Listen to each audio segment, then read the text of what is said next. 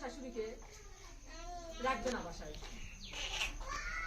কিছুদিন দেখতে দেখতে তার মনে মানে এসে গেছে কেমনে তাকে মেরে ফেলবে, মানে যেগুলো ওসিলাস আছে জমা মারা যায়। তখন সে ডাক্তারের কাছে যায়, বললো সব খুলে বলি, ডাক্তার সাহেব আপনাকে একটা কথা বলবো, কাউকে বলা যাবে না। আপনি কি জানেন এই গল্প কেউ?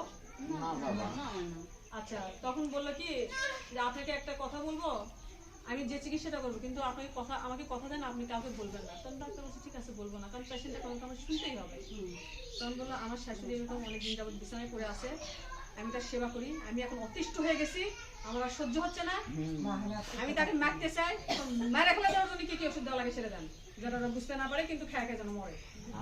তখন বলছে ঠিক আছে। ডাক্তার রুগী যা বলছে তাই তো শুনতে হবে।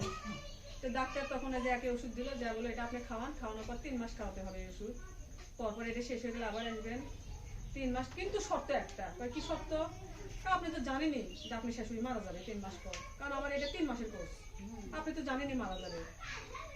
3 মাস অন্তত আপনি তার সাথে ভালো ব্যবহার করেন, মা বলে ডাকেন, তার খেদমত করেন, কারণ 3 মাস পরে তো সে মারা যাবে। এই সময়টা তাকে বুঝতে দেন না, যে তাকে আপনি যদি বুঝতে দেন তাহলে কিন্তু ওইটা খাবে না। এই কথা বললাম, বলার পর হ্যাঁ বলছে মাত্র 3 মাস, এটা কোনো ব্যাপারই না। ওই তখন বললে কি মামা মামা করে ডাকতেছে, খাওয়াচ্ছে, ওষুধ খাওয়াচ্ছে, খাওয়াতে খাওয়াতে তারপর ডাক্তারের কাছে 1 মাস পর আসছে। 1 মাস পর আসে কয় রুগীর কি অবস্থা, কয় না রুগী তো ভালোই মনে হচ্ছে, ডাক্তার সাহেব আপনি কি ওষুধ দিচ্ছেন, কয় না আপনি যা বলছেন তাই